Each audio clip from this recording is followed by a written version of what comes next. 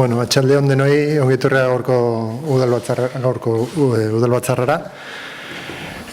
Beti bezala hasten gai zerrendakin eta lehendabizi puntuan azkeneko aktan hartzea. Martxoaren 27koa. Ez dakit PCR zerbait izateko, ez, euken EH Bildu ez, agurtzen ez da, ontzat ematen dugu idoia. Eta beste bat. Eta pilaen 30koa. Bale, ez datiko ze. Bale, bigarren puntuan, alkatetza eta zinegotzei ordezkideen ebazpen berri ematea. Berdina, ez dakit zerbait galdetzeko, esateko, euken, EH Bildu ez da, agurtzen ez da, bale. Edo zen momentutan, beti bezala, galdetu ezakezue, edo eskatu ezakezue informazioa bai idazkaritzan, interbentzioan, edo zen departamentuan. Hirugarren puntuan, tokiko gobernu batzarrak hartutako erabakeen kontu ematea. Kasu honetan bai da bat, eta apirileiko 30koa. Zerbait esateko komentatzeko puntu honetan, ez euken, ez da, agurtzen ez da. Bale. Azten geha, puntu erekin, eta laugarren puntuan dakago lanpostuen zerrendan aldaketa puntuala. Gai hau jorratu genuen antolakuntzoko batzordean, azkenean puntu honetan egiten duguna da aldatzea RPTA lanpostu batean, berdintasun teknikariaren postua, lanpostua, lehen zan dedikazioa, erdi lan jornada, eta orain pasatzen dugu 100%. Horrela lagunduko du beste arduran departamentuan, eta orduan atraktiboa da ere lanpostua. Ematen zaigu ere aukera gehiago berdintasun gaiak lantzeko, eta jorratu genuen antolakuntzan esan den bezala. Zerbait ezateko puntu honetan, PSS, euken EH Bildu. Bai, atxaldean denoi, antolakuntzako batzordean esan genuen bezala, berdintasun teknikariaren lanari garrantzia eman ezkero, baiezkoa bozkatuko genula esan genuen, aipatu zen 150 baino gehiago izango zala teknikaria, berdintasun teknikariaren lanaldia, beraz, baiezkoa bozkatuko dugu. Eskerrik asko duken. Bai, ala da, 100 igoko da lanpostua, bai beste ardura edo transversalak edo departamentuan momentu puntualetan beharrezkoa izan ez gero, berak hartuko luke eginkizun horiek egiteko zea, baina bai berdintasuneko gaien ardurata beria izangoa, eta espero dugu handitzea. Eskerrik asko. Zerbait gehiago gehitzeko puntu honetan, orduan buskatzen dugu, idoia, ez bazo inporta, irakurtzen duzu ikanuna. Aurreko ikusita osoko bilkurari honako erabaki hartzea proposatzen zaio. Lehenengoa, lanpostuen zerrendaren aldaketa onartzea, azaldu deneran, batez ere funtzio eta honek dakarren lanaldiaren 150-tik 100 pasatzeak. Bigarrena, lanpostuen zerrenda aldatzeak udalbatzak onartzen duenetik aurrera izango ditu ondorioak. Eta hirugarrena, erabakiak Gipuzkoako aldizkari ofizialean argitaratuko da. Aldeko bozkak.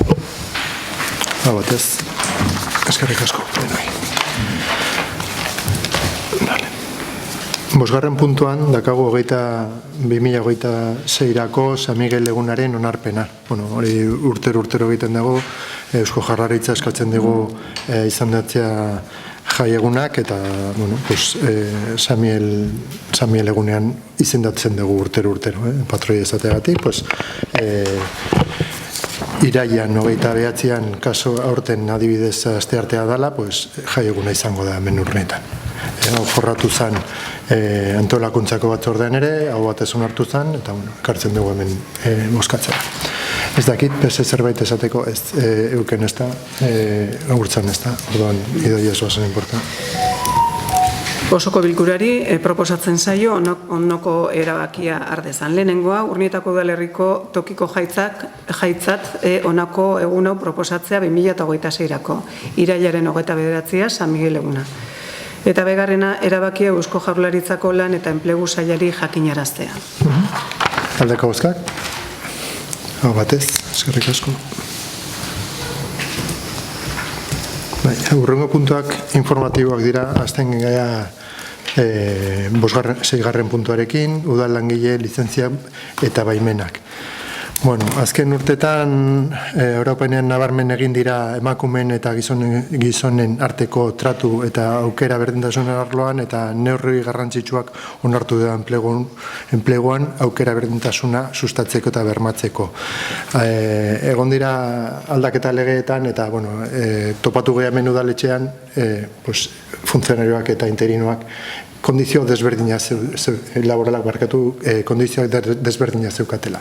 Orduan, egin duguna da mix bat, nun hartu dugu beti opzioa ventajosa, ez dakit, la más ventajosa, eta bar, eta orduan, hori plasmatu dugu, jarri dugu paperean.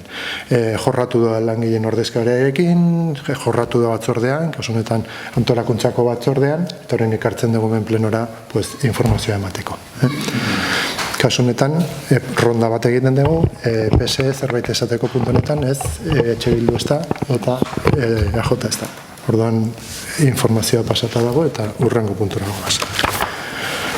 7. puntua da, Gipuzkoako Foru Aldundiaren eta Ornaitako udalaren arteko lankidetza, hitzarmena, errekalden iraupen luzeko zainketarako ostatuak sortzeko, obra gauzatzeko, diru laguntza bat gauzatzeko.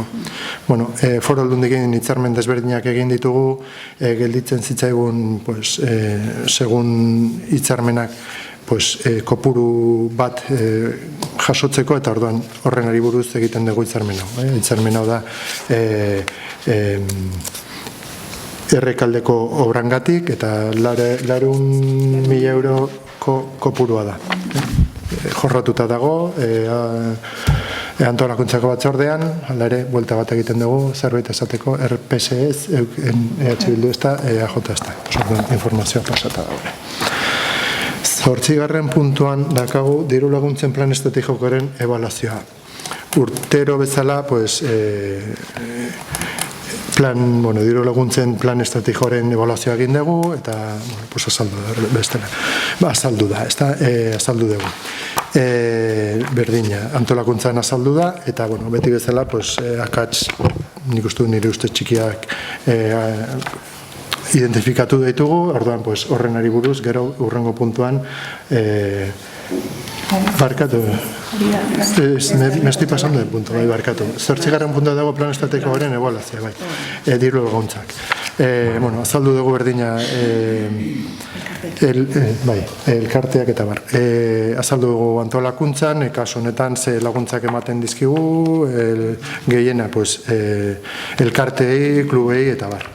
Azalduta dago ere antolakuntzan, hala ere ronda bat irekitzen dugu, ez dakit PSE zerbait esateko, ez euken Bildu? Hau azkenian informatiboa da, gure iritzia aurre kontuetan ere argita garbi utzita genuen diru laguntzak nola izan behar duten, ez betik gorakoak eta ez goitik berakoak hemen egiten diren bezala. Azken finean eragileak behartuta daude onartzera mai gainean jartzen zaien kantitatea eta guri gustatuko litzaiduke eragileekin lanketa batean elkarlanean egitea. Zerrik asko, agurtzen. Gu ez gaude ados euken esaten dutzunarekin lanketa egiten da, bilerak egiten dituzte eta elkarteek egiten dute beraien proposamena datorren urteari begira. Bai egiten da lanketa hori, bai egiten dira bilera horiek, gero albaldima da lagundu eta gehitu presupuestoa edo ez, edo gauza bat egin edo ez, beste gauza bada. Baina beraiekin egiten da lanketa. Ez da guk erabakitako aurrekontua horrela gutxik. Eta ebaluaketa diruen plan estrategikoak, diru laguntzen plan estrategikoaren ebaluazioan hori azaltzen da, eta hori egiten da, 3 urtetako plan estrategikoa erabakitzen da, eta urtero egiten da ebaluaketa bat. Baina urtero egiten da ebaluaketa hori elkarteekin. Orduan, esan dakoare gu ez gaude ados, esan dakoarekin. Bai, Herme, zerbait gehitzeko bigarren rondan edo, Euken bigarren rondan edo?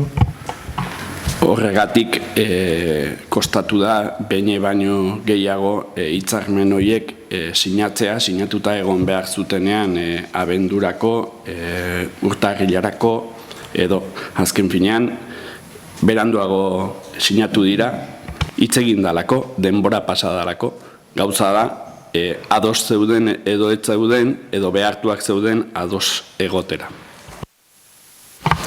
Gortzan ez horrek etzeko. Bueno, azkenean, nik uste dut, ezagutza desezagun, un desconocimiento terrible, ¿no?, en las dinámicas del ayuntamiento. O sea, la relación con las asociaciones es constante, otra cosa es que haya diferencias en cuanto a la subvención que se les otorga o no. Evidentemente, el presupuesto es el que es. Se le ha bajado, que yo sepa, se le ha bajado a una asociación nada más, no es una asociación, es una empresa de hecho, y el resto se han congelado este año las ayudas.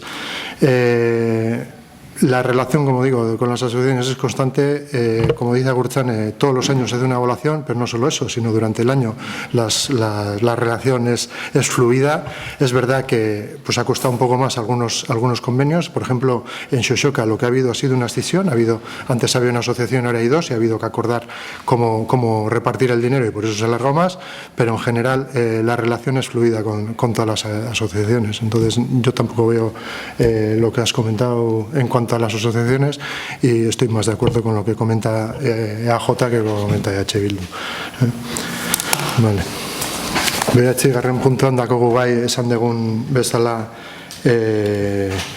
barne kontrola bai urtero egiten dugu, kasu honetan el control financiero de 2024 pues, beti bezala azaltzen dira gauza batzuk eta segun zer ateratzen da 10. puntuan edukiko dugu el barne kontrola urrengo urterako pues, saiatzen dugu zuzendu akats hori urrengo urtean edo urrengo urteetan. Azalduta dago antolakuntzako batzordean, ala ere, nahi bezu zerbait ezan, irekitzen dugu ronda bat, Herme ez, Euken ez da, Agurtzan ez da. Azalduta dago, 10. puntuan, berdina plan anual para el control financiero de 2025, pues, akats txiki horiek ikusi ditugunak aurten, pues, saiatzen dugu zuzentzen neurru batzuekin azaltzen direla plan honetan. Espero dugu urrengo urtean, pues, hobeto egotea eta akats gutxi aurkitzea. Ez dakit puntu honetan 10. puntuan edezu zerbait esan, ez Euken azaldu zerbait, Agurtzane. Vale. 10. puntuan esan dugu, 11. puntuan Zubietako errastegian dituen isurrei buruzko mozioa. Da mozio bat aurkeztu eta EH Bildutik, orduan emango diotitza Eukeni mozioa azaltzeko. Euken nahi duzunan. Bai, herritarren osasuna ardura izanik, erraustegiaren datuak nork ematen dituen kontuan izanik, mozio hau aurkezten dugu, inorri datuen egiaztasuna eman edo kendu gabe. Aprilaren hasieran argitaratutako Toxiko Watch Fundazioaren txosten batean jaso denez, Europan azken 13 urteetan izandako dioxina maila altuenetako isuriak 3 erraustegik eragin omen dituzte. Horien artean omen dago Zubietakoa, Pariskoa eta Herberetako erraustegi banarekin batera. Fundazio Zero Waste Europek babestuta egin zuen txostenaren arabera, hondakinen energia baloraziorako azpiegitura horien gertuko eremuak kutsatuta daude. Eta horrek arrisku handia dakar osasun publikoarentzat, ekosistemarentzat eta elikadura segurtasunarentzat. Horrez gain, ikerketan emaitzengatik ondorioztatu da datuek erakusten dutela huts egiten duela ingurumen ikuspenerako sistemak eta erraustegietatik gertu bizi den jendea arriskupean dagoela. sustantzia kimiko toxikoen eraginpean dagoela legeak baimendutako mailaren oso gainetik. Urnieta, Zubietako erraustegitik gertu dagoen neurrian eta Urnietako herritarren osasuna bermatzeko ardura geurea eginda, Urnietako udalbatzak hau adierazten du. Lehenengo, Zubietako erraustegiarekiko ardura duten erakunde Gipuzkoako Foru Aldundiko Jasangarritasun Departamentua eta GHK Gipuzkoako Hondakin Kontsortzioa dagozkien argibideak eta azalpenak eman ditzatela herritarrei zor zaien gardentasunez. GHKak eta Gipuzkoako Jasangarritasun Departamentuak dagozkien neurriak har ditzatela Zubietako erraustegiak legeak baimendutako mailaren gainetik sustantzia kimiko toxikoak isurtzeari utz diezaion eta Urnietako osasun publikoa, ekosistemak eta elikadura segurtasuna arriskutik kanpo egotea berma dadin. GHKak eta Gipuzkoako Jasangarritasun Departamentuak susta dezala entitate independiente baten sorrera, Zubietako erraustegiaren funtzionamendua eta jarduna publikoki kontrolatzea bermatuko duena, eta herritarren eta herri eragileen parte hartzea ahalbidetuko lukeena. Hau da, guk hemen aurkezten dugun mozioa, 3 puntu onargarri direla deritzogu eta horregatik ekarri ditugu udalbatza honta. Eskerrik asko. Arme, puntu honetan, bai. Arratsaldeon denoi. Bien, en contraste con el informe al que hace referencia EH Bildu de su moción, y para no contribuir a crear una alarma infundida en nuestro municipio y para ser justos con la realidad, desde el Grupo Municipal Socialista recordamos que existe una investigación llevada a cabo por el Grupo de Epidemiología Ambiental y Desarrollo Infantil del Instituto de Investigación Sanitaria de Bioguipúzcoa, en el que se han motorizado diferentes indicadores durante los años previos a la puesta de la planta de valorización energética para tomarlos como base y evaluar potenciales cambios, y que ha continuado durante los años siguientes en la planta ya en activo.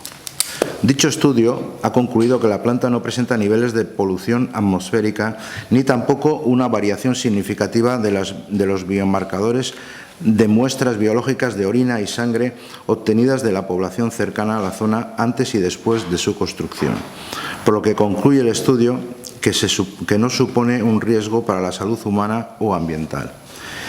Ya que en su moción hacen mención a la debida transparencia, este informe al que me he referido fue presentado el 9 de mayo de 2024 en las Juntas Generales de Guipúzcoa por el propio director del estudio, el biólogo y psicólogo y experto en salud pública e investigador de la UPV. Quiero recordar que H. Bildu tiene representación política en las juntas y que, por lo tanto, están al corriente del mismo.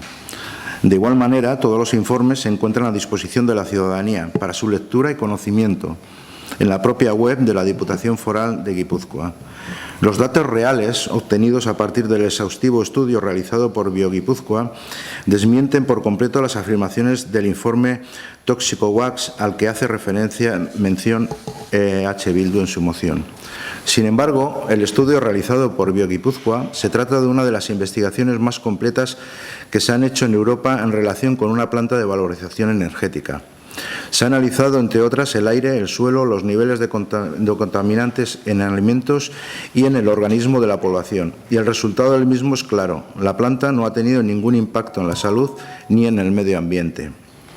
Este estudio realizado, vuelvo a recordar, por un equipo formado por epidemiólogos del Instituto de Investigación Sanitaria de Bioguipúzcoa, ha monitorizado desde 2019 los niveles de dioxinas, furanos y otros compuestos de la zona, comparándolos con un área de control sin influencia de la planta. El equipo de investigadores que han llevado a cabo esta investigación epidemiológica y de la salud pública está catalogado como un grupo de excelencia por el Centro de Investigación Biomédica en Red, una red coordinada por el Instituto de Salud Carlos III del Ministerio de Ciencia, Innovación y Universidades. Los resultados, como ustedes saben, confirman que los niveles contaminantes son inferiores a los reglamentados y que no hay diferencias significativas antes y después de la puesta en marcha de la planta. En cambio, el informe de Toxico Watch A nuestro juicio, se trata de una nueva estrategia de desinformación orquestada por grupos que llevan años tratando de paralizar un sistema de gestión de residuos moderno y sostenible. Sus afirmaciones no tienen respaldo científico ni rigor técnico y tergiversan la realidad con el único y peligroso fin de generar miedo infundado. De hecho, el informe lo hicieron desde Países Bajos, sin estar aquí presentes. Algunos ciudadanos les enviaban muestras. Muy serio el informe, desde luego no parece. Hay que recordar que ToxicoWatch, a diferencia de BioGipuzkoa, está lejos de tener los requisitos de solvencia técnica necesaria para estar catalogado como un grupo de excelencia por el Centro de Investigación Biomédica en Red. Poner en el mismo plano al Instituto de Investigación Sanitaria BioGipuzkoa, que es el primer instituto de investigación sanitaria de Euskadi, con esta fundación de dudosa procedencia y profesionalidad, es cuanto menos preocupante.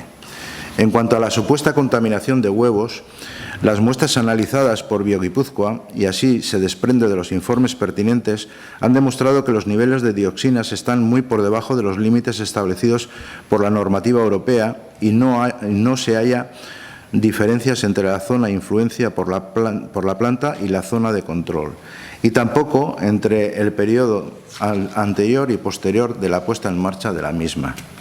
Asimismo, las mediciones de emisiones de la planta se realizan, como no podía ser de otra forma, de manera continuada y los resultados han sido sistemáticamente inferiores a los valores límite. En cuanto a los niveles de contaminación en suelo, leche y huevos, es destacable que son igualmente inferiores a los reglamentarios. La realidad es clara. Con los datos de los estudios oficiales realizados hasta ahora, no hay afección directa al medio ambiente ni a la salud pública.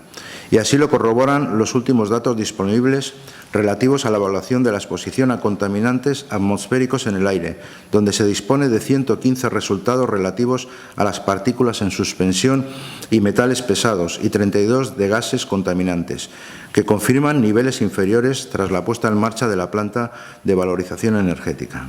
El Consorcio de Residuos de Guipúzcoa, del cual, todo se ha dicho, forma parte EH Bildu, ha reafirmado una y otra vez su compromiso con la transparencia y el rigor científico, basando todas sus afirmaciones en datos verificables obtenidos a partir de estudios independientes, y las aclaraciones y explicaciones a la ciudadanía han sido continuas. Desde el Partido Socialista de Urnieta no vamos a contribuir a que se intente confundir a la ciudadanía a través de desinformación e invitamos a todos los interesados a consultar los informes realizados por BioGipuzkoa y los datos de monitorización de la planta, que son públicos y accesibles desde la web de la Diputación Foral de Guipúzcoa. Desde el Grupo Municipal Socialista consideramos que es de vital importancia y más necesario que nunca en esta era de bulos y desinformación, comunicar a la ciudadanía desde la responsabilidad y basar nuestras afirmaciones, comunicaciones y explicaciones en estudios respaldados por instituciones independientes, con credibilidad, reconocimiento y prestigio nacional e internacional, como son el equipo de epidemiólogos del Instituto de Investigación Sanitaria de BioGipuzkoa, que han hecho un trabajo serio, independiente y riguroso y objetivo. Por todo ello, desde el Grupo Municipal Socialista no vamos a secundar esta moción y votaremos en contra de ella. Eskerrik asko, Arme. Agurtzan jotaren posizioa mesedez. Bai, ni ez naiz hainbeste luzatuko, baina eskertzen dugu Ermek emandako azalpena. Juntetan ere emantzan bere garaian, seguru ez dela behin izan, behin da berriz emandako azalpenak dira, eta gure alderdetikan aipatzeko zer, iruditzen zaigula, sinesgarritasun gehiago ematen zaiola, kanpotik egindako, edo kanpotik datorren fundazio baten txostena bati, urtez, uste 2017 edo Biodonostiak egin duen ikerketari baino.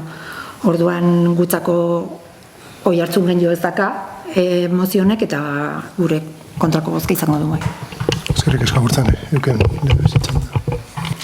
Bai, ez dakit nondikan hasi erantzuten, baino hasiko naiz hemen ere EH Bildu bost zinegotzi gaude. bai? Juntetan esan dezun bezala EH Bildu dago informazioa jasotzen du, noski informazioa jasotzen dula. Zu prestigio esaten dezu, prestigio du, zuk nahi duzun ark, baina besteek ez. Guk ez dugu dudan jarriko ez bata, eta ez bestea.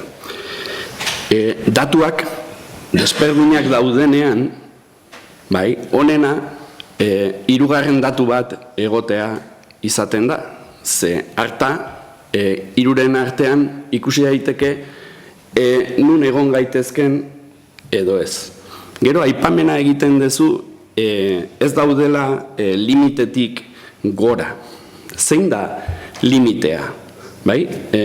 Horrek esan nahi du, zerbait egongo dala, ze bestela zero izango litzake. Beraz, zerbait badago.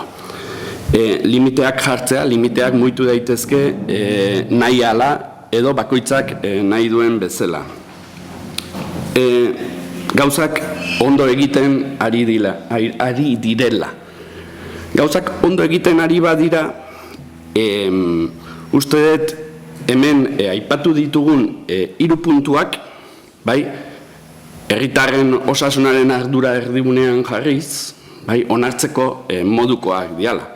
Ze alde batetik ardura duten erakundei argibideak eta azalpenak emateko eskatzen zaie herritarrei sortzaien gardentasunez. Esan dezu 2024an datuak jarri zirela, bai, datuak jarri ziren. Sinesgarritasuna datu horiena dudan jarri dezakegu. Zuk dudan jartzen dezun bezala eta prestigioa aipatzen dezun bezala. Isurketen aurrean, bigarren puntuan, neurriak hartzea eta era berean elikadura, osasun publikoa eta ekosistema arriskutik kanpo egotea bermatzen ari baldin bagera, ez da hain zaila puntu hori ere onartzea, gure ustez. Eta azkenik, entitate independiente bat. Jarduna publikoki kontrolatzea bermatuko duena herritarren eta eragileen parte hartzearekin. Independentea dan zerbait edo kontrolatua daukagun zerbait oso desberdina da. Eta eskatzen duguna azpimarratuz, gure ardura herritarren osasunarekiko gardentasunez ekartzen dugu honea erraustegiaren gaia. Zergatik gertutasunagatik. Zergatik hemen herrian erraustegia jarri naizelako eta hainbat herritar horren aurka joan zirelako. Zergatik joan ziren beren arrazoiak edukiko zituzten. Ez hemengoakin. Eta esan dezu, bai, ziur izango ala erraustegirik modernoetakoa. Ziur. Baina horrek ez du garantizatzen isuriak egongo diren edo ez diren. Eskerrik asko. Herme, bigarren txanda, mesaz. Sí, bueno, para contestarle un par de cositas. Dices que estos 3 puntos son asumibles. No, son nada asumibles. Son asumibles desde el punto de vista si hacemos caso a la Fundación Tóxico Wash del informe que ha hecho, ¿no? Te lo dije en la Junta de Portavoces y lo vuelvo a repetir, lo vuelvo a reiterar ahora, y que estamos todos y todas, ¿no? Y que creo que es interesante. El hecho de que Tóxico Watch diga que Zubieta es una de las incineradoras, una de las 3 incineradoras de Europa que más contamina y que más, además, que más toxinas químicas, químicas, toxinas por encima de todos los valores, echa al aire, eso es sorprendente. O sea, eso es sorprendente sin ser técnico en la materia, ¿eh? Quiero decir, una planta de valorización energética de última generación, con unos sistemas de filtrados, como no tendrán muchas de las que hay algunas que tienen 20 y 30 años. Me extraña mucho que sea esta precisamente la que sea la más tóxica, ¿no? Y luego también, por otra parte, cómo han hecho el informe, ¿no? Yo me he leído en la Comisión de Juntas Generales de Sostenibilidad del año pasado, que fue sobre el 27 de mayo o algo así, más aproximadamente, que vinieron a compadecer a Juntas Generales, precisamente Tóxico Wash, la verdad es que vinieron a reconocer, primero, que no habían conseguido identificar que todos los datos que ellos daban como toxicidad fueran exclusivamente de la incineradora. Lo decían ellos, no lo estoy diciendo yo, y ahí está en la sesión, está ahí actas y se puede acceder también a ellas y leerlas, ¿no? Y luego, pues eso, llevan la forma de cómo han hecho el estudio, ¿no? No lo han hecho in situ, o sea, han mandado a personas que les manden un cacho de pino, un huevo, un no sé qué, un vasito de agua del río de no sé dónde, y, hombre, eso muy serio, como que no es, ¿no?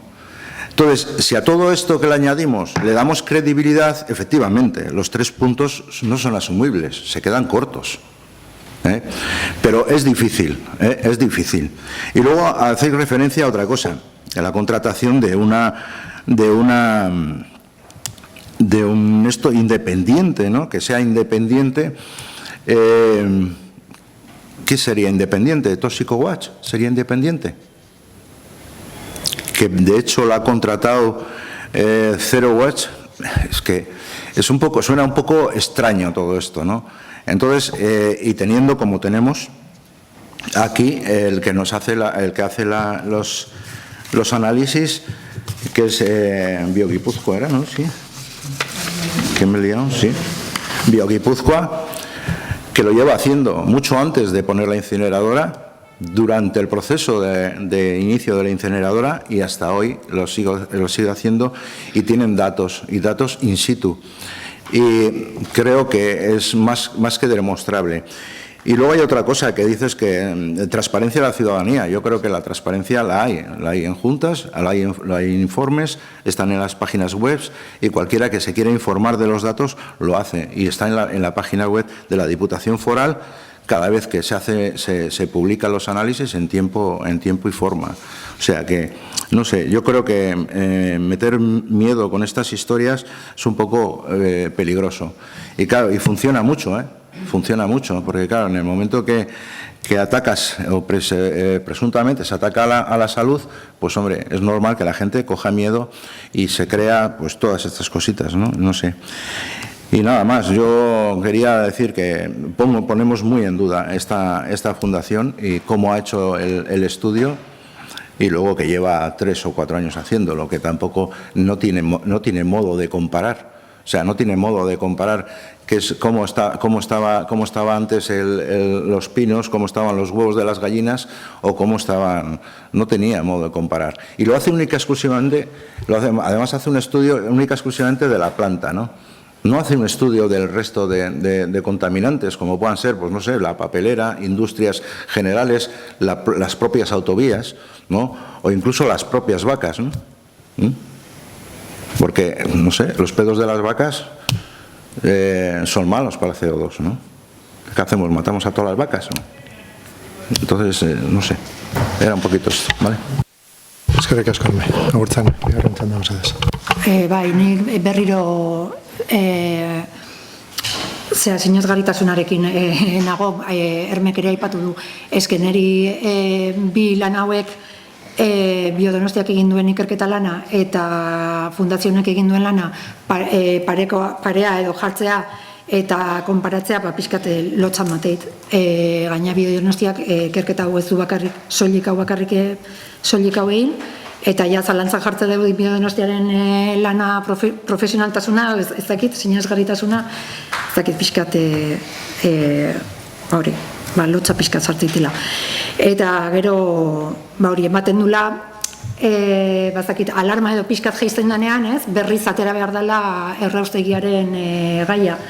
Eta guain dela gutxi atea zan prentxan, ez, ezakit, 54 guztetez, bai, 54 epaiketa brutu direla dagoneko, eta hori, prozesu bakar batek ere ez dula aurrera egin. Orduan, hori. Eskerrik asko, agurtzen. Euken bigarren txanda nahi zu? Bueno, sinesgarritasuna hemen bakoitzak bere sinesgarritasuna eukiko du, dudan jartzea ere, sinesgarritasunaren barruan sartzen den zerbait da, eta guk aipamen bezala ekarri dugu, mai honetara, bai, horrekin egon behar degulako denok batera, gerta leikeena aurre ikusteko.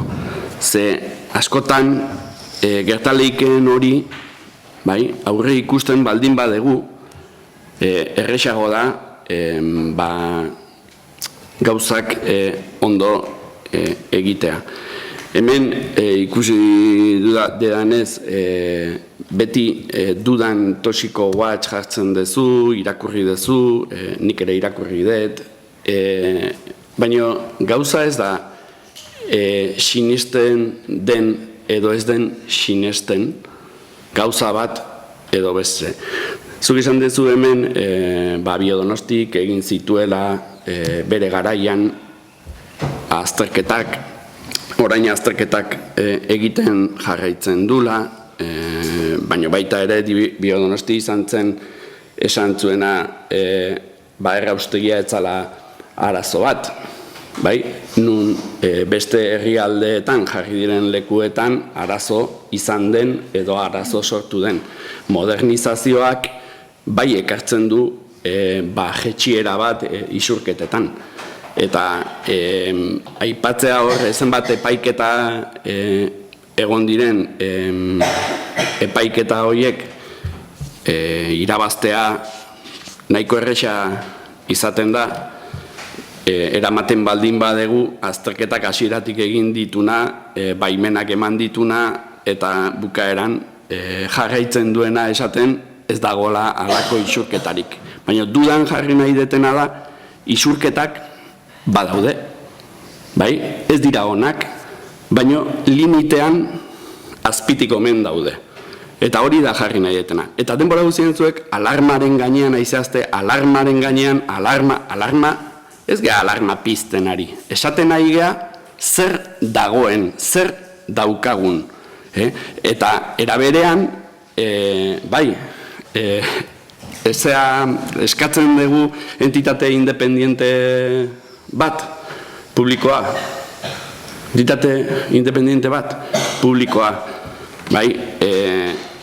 Azken finean, kontrolatua herritarren eta eragileen artean.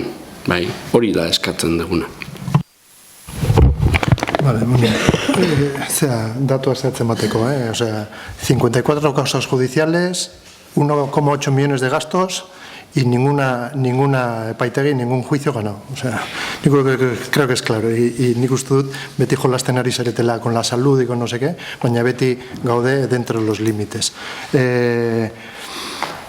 Y siempre con la misma empresa. No sé por qué, porque hay, como ha dicho Herme, hay 100.000 empresas en Guipúzcoa que contaminan, pero solo parece que la única que contamina es la incineradora. Bueno, no sé. Nik uste dut, hori gelditu dela bakoitzaren postura, bakoitzaren posizioa, orduan boskatu behar dugu mozioa. Orduan, boskatzen duguna aldeko. Mozioaren aldeko bozkak, kontra, azateratzen.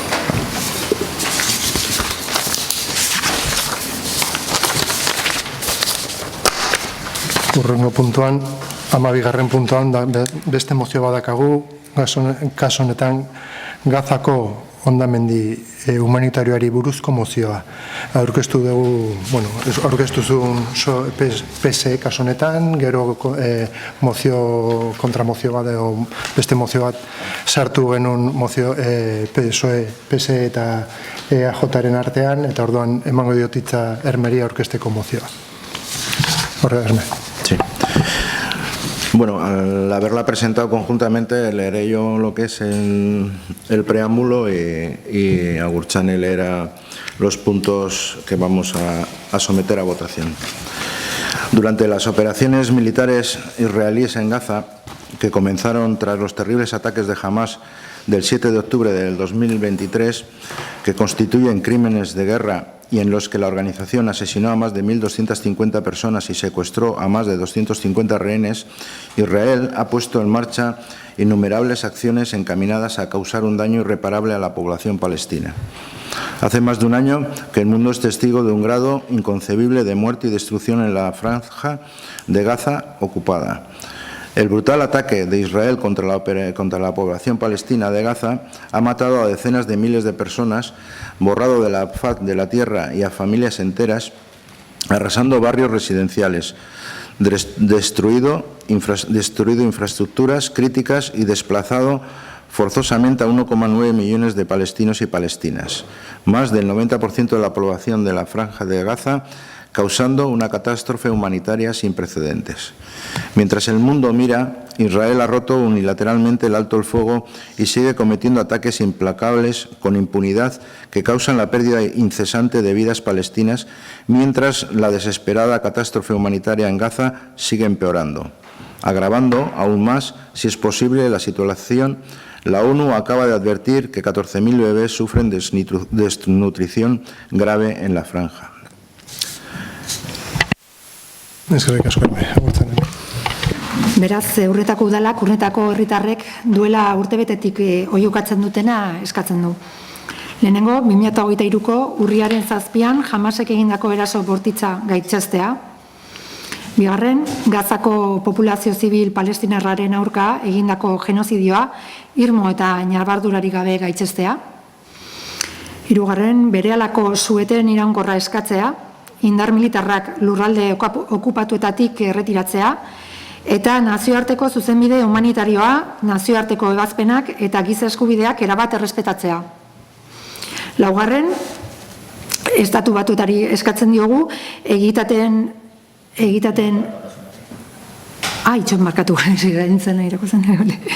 Eberi eskatzen diogu egitateen larritasunaren aurrean jarduteko eta Israelekin duen akordio komertzial eta politikoa berrikusteko.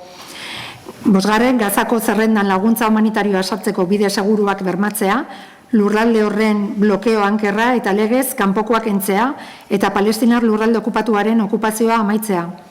Israelek Gaza eta Zisjordania, ekialdeko Jerusalem barne, okupatzea legez kanpokotzat jotzen zuen nazioarteko justizia gortearen 2024ko uztaileko kontsulta iritzia praktikan jarriz.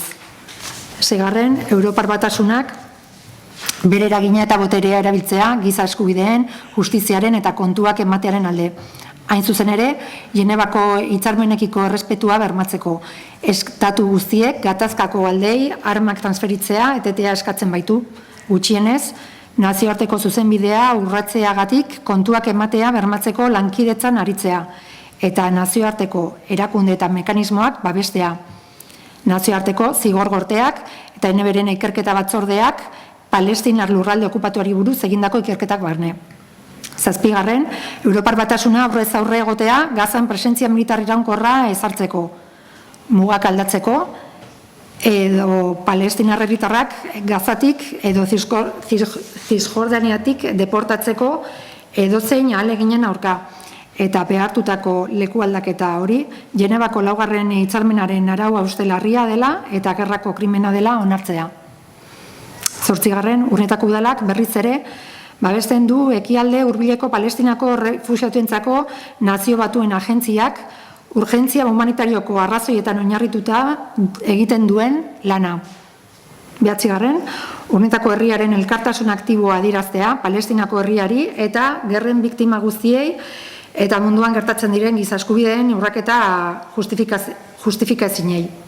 Eta azkenik, akordioen berri ematea Espainiako gobernuko presidentzeari, Kanpo Arazoetako Ministerioari, Europako Parlamentuari, Palestinako errefuxiatuentzako Nazio Batuen agentziari eta gizarte eta giza eskubideen aldeko erakundei. Eskerrik asko. Orain irekiko dugu ronda bat, baina irekiko baino lehen, esango nuke, hori landu dugu bozeramaren batzarren eta adostu dugu bozkatzea bi multzotan, lehendabizi puntua izango zen, eta bigarrena beste puntuak, bitik 10etara. Hori esan eta gero ronda bat irekitzen dugu, Bildu Euken, nahi zu zerbait izan. Bai, zuk esan berri dezun bezala, puntuka bozkatzea adostu dugu. Batipat, EH Bilduren posizioa behin eta berriz adierazia 2023ko urriaren 7ko erasoen aurrean, bai, gaitzestea izan zen eta posizioa garbi utzia zen. Jada urtebete pasa da, eta puntu honek gure ustetan ez du lekurik gertatzen ari den genozidioaren aurrean. Horregatik, PSOE eta EAJ-PNV-ek ekarritako mozioa puntuka bozkatzea eskatu eta adostu genuen. Gehitu beharra dago, 2 milioi pertsona gose ziltzeko estrategia bat dagoela, munduko erakunde ezberdinek egoeraren larritasuna mahai gainean jarri dutela. Beraz, guretzako ez da une politikoak eskatzen duena. Ondorioz, lehenengo puntuan abstenitu egingo gara. Bestalde, helburua Gazan gertatzen ari den genozidioa salatzea izanik, ez diogu gainontzeko testuari garrantzi handirik emango eta gure babesa emango diogu gainontzeko puntu guztiei. Eskerrik asko. Ez dakit, zenekin nitzei, Ermekin hasten geha eta, bueno, Roman. Sí, bueno, tal y como se ha comentado, acordamos en la Junta de Portavoces el poder que se pudiera votar por puntos. Creemos que tenía que ser así porque merecía la pena que cuanto más puntos fuera por unanimidad de los grupos políticos, pues muchísimo mejor, ¿no? Y por lo tanto accedimos, por lo menos desde nuestra parte, no había ningún problema en que se votara por puntos y en alguno, pues algún grupo creía que, bueno, que no debería de hacerlo, ¿no? En este caso, EH Bildu, creo que en el primer punto os vais a abstener. Y el resto a favor. Por nuestra parte, nosotros votaremos a los 10 a favor y bueno, que desde Urnieta, desde este pequeño municipio, si podemos aportar nuestro granito de arena, aunque sea denunciando este genocidio y esta salvajada que está ocurriendo en Palestina, pues que valga para algo, ¿no? Y votaremos a favor de los 10. Eskerrik asko, hortzen. Bai, ja, aipatu dezue hori bi bozka diferente egitearena, bueno, gu alde guk denetara aldeko bozka izango dugu, baina, bueno, ulertzen dugu, onartzen dugu, eta bueno, aurrera, ez dago Euken EH Bildu zerbait gehitzeko, horrek lauzen dugu, nik uste dugu. Bozkatu aurretik gure planteamentutako bat izango litzake balkoian Palestinako bandera jartzea xingolarekin, ondo iruditzen baldin bazaizue. Nik uste dut hori jorratu behar degula, baina nik uste dut dagula, bueno, hori jorratu behar dugu igual Junta de Portavoces batean, orduan ondo iritzen bazaizue gelditzen geha, adosten dugu bai ala ez, eta jarraitzen dugu horrekin, Vale, bueno, nire partetik ere postea, ez da, azkenean nik uste merezizuela aldaketa edo bozkatzea puntutik puntu, azkenean onartzen badegu denon artean, hobeto, eta puntuka egiten badegu, onartzen badegu, hobeto. Orduan, zorionak eta eskerrik asko denoi alde egoteko, ez da, gehientasunarekin gotxienez. Eta bozkatara goaz, bozkatzen dugu lehendabizi puntua, orduan lehendabizi puntuaren aldeko bozkak. Bai, aurrea, Herme. Creo, y si no que me corrija Idoia, dijimos en la Junta de Portavoces, precisamente para no alargar un punto, votar un punto, 2 puntos, como ya hemos posicionado el voto, a ver si por lo que hemos comentado valdría. ¿No? A ver, escucha, si yo he dicho que a los 10 estamos de acuerdo, AJPNV dice que estamos de acuerdo, EH Bildu 1 se abstiene y los otros 9 está a favor. El resultado creo que es claro. Sí, Pero... la idea era pasar el primer punto y luego pasar el bloque del segundo. No el punto. 1 y 2. Vale. Venga, perfecto, perdona. Me he colado, sí. Vale. Pues Aldo. Hori itzen genuen uste dut, ez? Bai. Vale. Bueno, orduan, No, me he liado yo entonces. lasai. Lehendabizi puntuarekin gaude, orduan aldeko bozkak. Bai. Kontra abstentzioak barkatu. Bai, vale, ados. Eta orain, bigarren multzoa, da bigarren puntutik 10. daño, pues aldeko bozkak. Batez. Vale, orduan alde egongo da mozio osoa, baina bueno, gelditzen da aktan EH Bildu abstenitu dela lehendabizi puntuan. Ados. Eskerrik asko. Vale, 13. punturagoaz galderak eta eskariak. PS zerbait daka puntu honetan, EH Bildu zerbait galdetzeko edo esateko puntu honetan. Bai. Aurrera. Lehenengo eta behin, martxoak 27an udalbatzan gure erregua kontutan eukiko zela, ez, Besabiko, Belondoko aparkalekuaren arazoarekin. Eta berriro maila ekarri nahi du, 2 hilabete pasadia, badakit ez dela denbora asko, baino damakigun denbora bai da kontuan hartzekoa. Ze azkenean enborrak jarraitzen dute gehiago egoten, geroz eta leku gutxiago dago, eta arazoa eguraldi hauekin geroz eta handiagoa da. Karretera iskinan kotxeak gehiegi uzten dira, eta horrek sortzen duen arriskua handia izaten ari da, eta berriro diot, herritarren edo auzotarren kexak gaineratuz. Hori lehenengo puntu bezala, bestalde Aizkibel, ekarri nahi dugu honea, mai gainera, Aizkibel esaten dugunean denok arrobiarekin erlazionatzen dugu, baina daukagu herribide bat, Aizkibelen ondoan, edo Aizkibel ondoan egin dena, eta herribide hori herritarrek erabiltzeko da. Eta ez dana onargarria eta ezin duguna onartu da Aizkibelek herritarrei ez pasatzeko esatea eta buelta osoa eman araztea, azkortera edo berdintzait nora joan behar duen. Eta hori da gertatzen ari dan zerbait. 2-3 kexa heldu zaizkigu, eta ziur gehiago egongo direla, ze bat baino gehiago jakin gabe bide hortatikan nabitu eta ez diote uzten pasatzen, ez dakit dan guarda berria dagoelako edo hori dalako beraien erabakia. Eta bestalde, ikusi duguna da, azkortetikan bera zatozenean, nola bide berria legalizatu dan, kartela,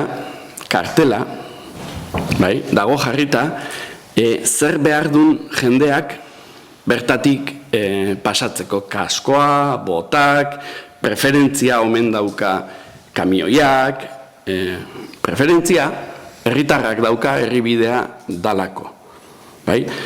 Permuta ez da egon, bidea legalizatzeko berriro diot dokumentuak aurkeztu zituzten, obra egin ondoren, penditza deno dakigun bezala, 125-tik gorakoa da, eta uste dut Aizkibeli nahikoa da esateko momentua dala, egiten ari dana herritarrei ez dalako onargarria. Eta bestalde, hor autobiarekin soinua edo zarataren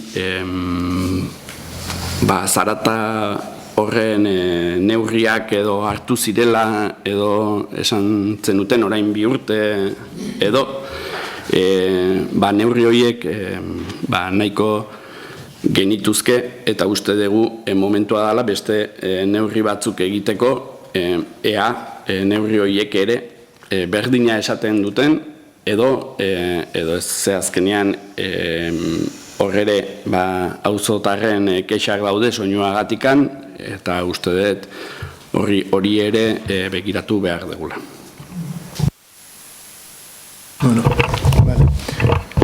Esabirena, hartzen dugu nota, badakizue municipalak egunero pasatzen dute landik, eta, bueno, se encargan de regular el tráfico y regular que la gente esté bien aparcada. Si no es así, en cualquier momento se puede llamar y los municipales acudirán a intentar solucionarlo. Hay una entresaca de madera que mientras duren los trabajos pues tienen que acopiar el monte, hay que cuidarlo también. Entonces, sí o sí hay que acopiar la madera en algún lado. Entonces, pues por desgracia nos está tocando esta temporada tener la zona de acopio en el aparcamiento que habilitamos en Belondo. Esperemos que acaben cuanto antes, pero todavía los trabajos continúan. Mientras los municipales pues harán su trabajo. La cantera, el camino para nada está legalizado, o sea, eso no es así, tal y como lo has dicho, no es así. El camino sigue siendo el camino público que es. Nos encargaremos, si es verdad que el guarda o quien esté no está dejando pasar, pues acudiremos a la cantera y les daremos un toque y les diremos que eso no puede ser así y estaremos encima. Si tenéis alguna denuncia, estaría bien que las transmitierais antes con más tiempo y no esperar hasta el pleno para que podamos ponerle remedio en el momento y no un tiempo después. En cuanto al cartel de la prioridad, lo trataremos también con la cantera y tomaremos las medidas que haya que tomar. Pero evidentemente por ahí transcurre un camino público que cualquier ciudadano o ciudadana tiene todo el derecho del mundo a pasar sin que nadie le diga que no tiene que pasar. Y eso es lo que defendemos desde aquí. El camino que se hizo se dejó a un lado y en ningún momento les ha dicho que se les va a legalizar con las condiciones en las que está por lo menos. Eso, y la autovía y el ruido tenéis a vuestra disposición la medición que ha hecho la Diputación, los mapas los tenéis colgados en el Departamento de Carreteras con las medidas que están dentro de los límites legales admitidos. De ahí para adelante nosotros barajamos la posibilidad de poner pantallas acústicas, el importe era mayor de €500.000 euros, cosa que el Ayuntamiento no tiene para poner pantallas acústicas por su lado, y la Diputación, al estar dentro de los márgenes que la ley establece, aunque igual tampoco os creéis esas mediciones, dentro de los límites que la ley establece, pues no pone ellos las pantallas. Y es lo que tengo que decir. Bueno, eta honekin bukatzen dugu gaurko udal batzarra. Eskerrik asko.